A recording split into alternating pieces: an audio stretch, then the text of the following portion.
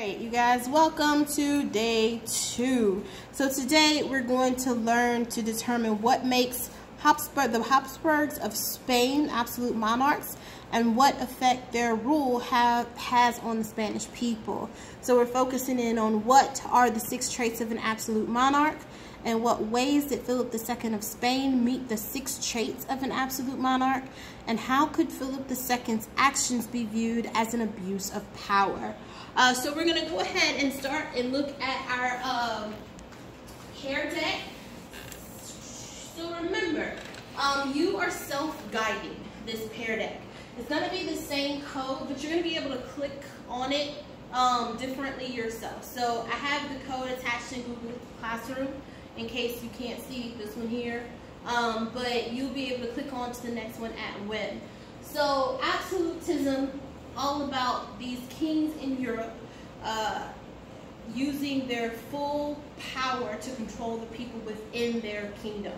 And they're going to be fighting one another to keep control and gain more power over more territory.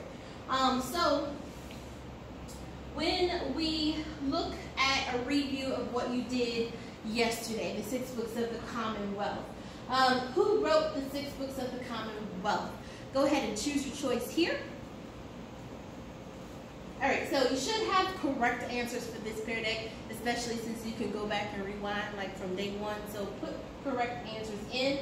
But our main supporters of absolute rule, that's one thing you want to remember, is John Bowden and Bishop Jacques Benet Bousset.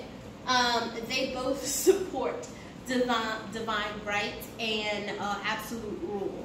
And for many of the ways that are brought out in your notes. So if you look at the background in your notes, it's already filled in for you. It's just telling you a lot about what's going on in Europe at the time. So we talked about exploration. If you're going to have an empire, you can't wait for a lot of different people to make decisions. You have to have one person strong enough to make decisions to get things done. So that's one reason why a strong central government is needed. Another, when you look at what the Catholic Church was to Europe, they were the centralized government. It is not the case anymore. There is a vacuum of power. So the kings are going to fill that vacuum in. They're going to fill in the place that the Catholic Church once had. And then the territorial disputes, the religious disputes within countries over taxes, over religion, they cause violence, severe violence. And so the people themselves want a king that's going to be able to end the violence. They're willing to forego any right as long as they can live peacefully. And so when you look at Spain as the primary example, we're looking at the Habsburg. Oh, I'm sorry, forgot this. Answer this question too. You should also know who justified absolute rule, what justified absolute rule for subjects. And then your 6 traits of absolute monarchy. So fill that in. I do have a spot for that in your notes. The 6 traits or things that an absolute monarch will be able to do is mold public opinion, control the judicial system, restrict the aristocracy, which is like the nobles of the land, people in line to be king, control the economy, control religion, and control the military. So when we're looking at Spain, the ruling family in Spain is the Habsburg family. Now, family names are important. I know I have that on my slide. Why is that important? If we go back to 6 books of the Commonwealth, one of the key things that an absolute ruler has to be is perpetual. Remember, teaching the family, the son, how to rule just like them. So the Habsburg family, our dynasty, is any ruler with that last name, that carries that last name, that's going to rule similarly. So the Habsburgs of Spain, most notably Philip II, is a good example of an absolute monarch. He ruled from 1556 to 1598. And one of the things he was able to do was control Spanish wealth. So when we look at all of the wealth that Spain would get because of exploration, It is tons and tons of gold. By 1660, Spain had 339,000 pounds of gold, 16,000 tons of silver. And so by far, they were the wealthiest nation. Now, you should be thinking of a key term we talked about last quarter. What is wealth? Power, and that means it's mercantilism. So Spain was the most powerful nation in Europe in the 1500s. And so what did Philip use that wealth to do? What did he do within Spain? How did he influence other nations? First, he took it on his back to be the Catholic defender, the defender of the faith. So remember, in the 1500s, a lot of religious turmoil. You have Protestantism coming about. So Philip II thought it was his duty as a Catholic to get rid of all non-Catholics in Spain, but also limit the influence of non-Catholics around the world. So we call him the defender of the faith. He was very devoutly Catholic, and that was a long time cultural value of the Spanish throne, of the Habsburgs. So he fought for the Pope to end Muslim influence in the Indian Ocean, secure up trades. He defeated the Ottoman Empire's fleet along with Pedro Cabral. He also instigated one of the most notorious inquisitions in Europe. An inquisition, remember, a trial for non-Catholics. They called them heretics. And the Spanish Inquisitions were very brutal. Like, they burned people at the stake. They forced them to recant if they refused to recant. They tried all kinds of torture tactics to get them to recant. So people really did fear Philip II and his power with aligning to the Catholic Church. So in Spain, one of the things he did for that was to evict all the people who were not Catholic in Spain. There was a presence, a Muslim presence in Spain, a Jewish presence in Spain, in the southern parts of Spain from the Dark Ages. So in order to unify his people, he expelled the Jews and the Muslims. He killed many people, and then anybody who even thought to be Protestant, he put through the Inquisition. In order to be Spanish, you had to be Castilian, you had to follow the mold. And so when we look at him influencing the culture, the main cultural aspect of Spanish life was the Catholic Church being pious, according to Philip's standards on what a good Catholic would be. So there was a way that they were supposed to dress, they were supposed to attend Mass, and they were supposed to deal with other Catholics and hate all non-Catholics like him. Now, as far as how far he took it, he brought his military into that goal by defending the faith. He fought wars against other nations. One of them, like I said, was already the Ottoman Empire, which was a Muslim nation, but also England. Alright, so England, he married Mary Tudor. And I think we talked about that briefly. But in that marriage, he felt like he had a claim in England because he married Mary. And when Mary died, he felt like he still should have been king of England. And it hurt even more. He was even more butthurt about Elizabeth being Protestant and undoing all of the Catholic work that he and Mary had done in England, killing off all the people who professed to be Protestant. So he decided to use his military might.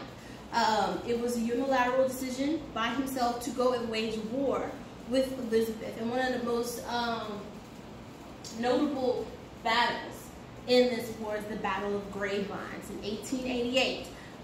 He sent out the Spanish Armada, which was the most notable and wealthiest, the most powerful ships known in Europe at that time, and sent them towards England, the English Channel, to take over and conquer Elizabeth's throne. But Elizabeth was able to question his naval supremacy. She was not willing to stand down. She ended up getting her merchant ships, since there wasn't a lot to the British Navy at the time. She recruited a lot of people in trade to come and fight in this battle. And one thing that they had to their advantage, yes, their ships were smaller. The Spanish Armada was huge, but because they were so big, they were harder to maneuver. They weren't as fast as the English ships. So basically, England set up their defense by purposefully burning ships and sending those burning ships crashing into the armadas and defeated them in battle.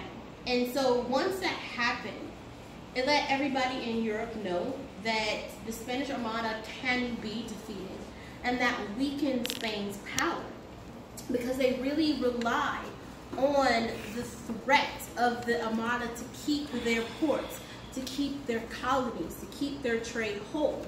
Other European nations were afraid to even question the might of Spain, but England did. And so when England defeated Spain, they became a force to be reckoned with because of their military might, but they also weakened Spain so much that other nations were able to come in and fight and take some of Spanish trading networks in the Americas. So that's how that all began. Now, that will ultimately lead to the overall decline of Spain. When you were looking at the actions of Philip, him wanting everyone in his nation to be Catholic. So he's kicking out Jews and Muslims who served a purpose. They served a purpose in his country. They were tradesmen. They were merchants. And so when he kicked them out, he destabilized the economy in Spain. He overflooded the world economy with the gold that he had, which devalued it.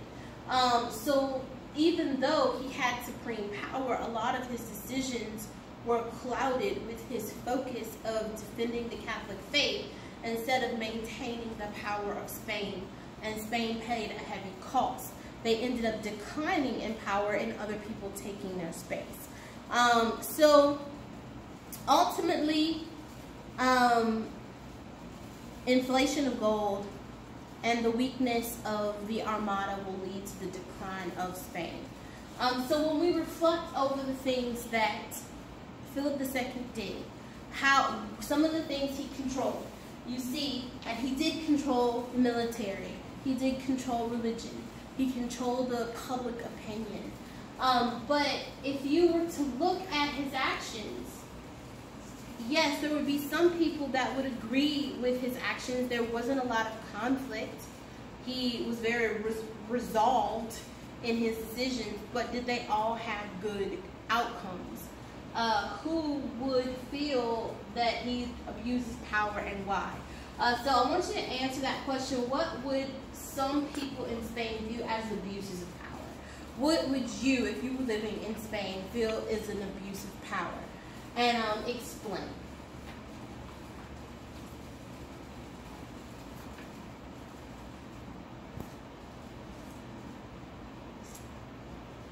Okay, so that is the end of day 2. So if you're looking at the learning targets for day 2, what are the 6 traits of an absolute monarch? If you go back and look at the slide, mold public opinion, control the judicial system, control the military, control the economy, control religion.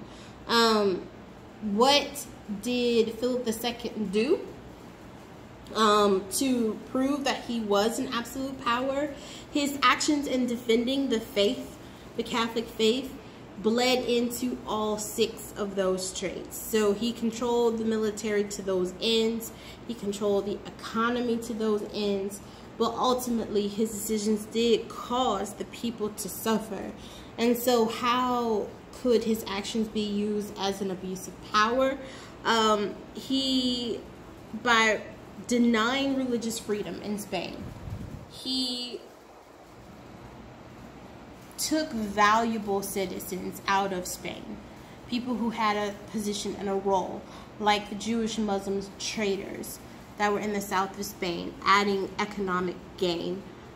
He got into war, a needless war, because he really didn't even have to go to war with England in the first place.